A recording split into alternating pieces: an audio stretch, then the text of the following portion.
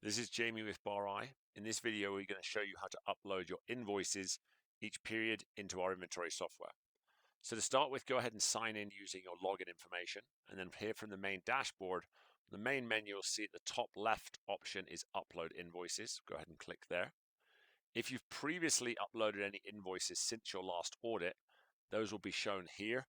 If you need to remind yourself which have already been uploaded, you can go ahead and preview them.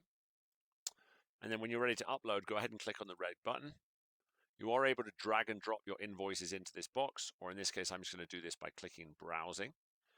You can upload multiple invoices at a time. So in this case, if you hold down Shift on a Windows keyboard, then you can select all these files. Reminder that your files all need to either be PDF or they all need to be JPEG. You cannot blend PDF and JPEG files, although the software can deal with both of those file formats. Go ahead and click Open. And you'll again see a preview, and you can delete any if necessary. Go ahead and click Continue, and then it's going to remind you you've uploaded 5, and then the final step, important that you just click Continue one more time here.